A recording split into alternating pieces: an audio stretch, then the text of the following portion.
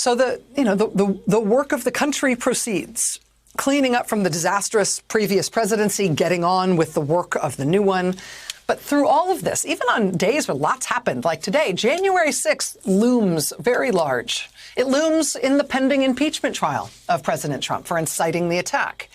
There was initial reporting over the weekend that President Trump had lost his legal defense team for the impeachment trial this weekend when they refused his demands that they use that Senate trial to advance his false claims that the presidential election results in our country somehow shouldn't be recognized and he somehow should still be president. Subsequent reporting late last night from Axios suggests that in addition to that, President Trump may also have not wanted to pay his lawyers, and that might have contributed to their decision to dump him this weekend. But he got new lawyers on Sunday. We'll see about whether in the end they get paid. But they did submit a brief today on behalf of the former president that responds to the charges laid out against him in the article of impeachment. Their brief on his behalf was 14 pages. It included multiple misspellings and typos, including literally misspelling the United States in the first line of the thing. But more substantively, the president's defense brief did, in fact, argue Trump's line that Joe Biden maybe wasn't legitimately elected to be president. The whole brief, for one, never once describes Donald Trump as the former president.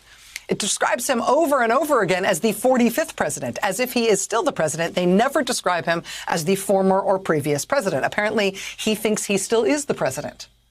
The brief argues that the election results that voted Trump out and Biden in, it argues that those results are, and I quote, suspect. It argues that when President Trump told his supporters on the day of the attack that he had actually won the election in a landslide, well, they argue in their brief today that there's no evidence to say that's false. Who can say, really? That claim that President Trump won the election somehow and that President Biden isn't really the president, he's a pretender and he's stolen it and Trump's the rightful president. That was the basis for the mob attack on the Capitol on January 6th. The former president is still trying to advance that claim. He spelled out today in black and white, typos and all, that that's going to be part of his defense in his impeachment trial. That starts next week.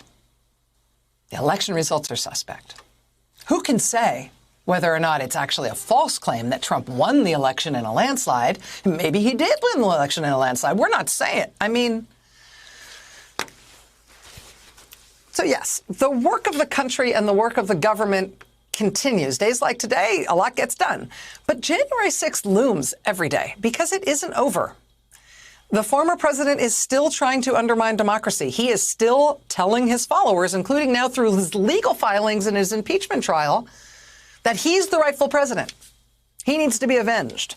His followers now are still being arrested for their various roles in the attack on January 6th. Increasingly and interestingly, they are citing the words of former President Trump as what they took to be their instructions to violently attack the Capitol that Wednesday morning, less than 4 weeks ago.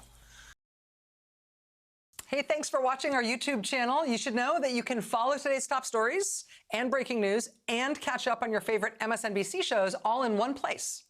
Download the NBC News app today.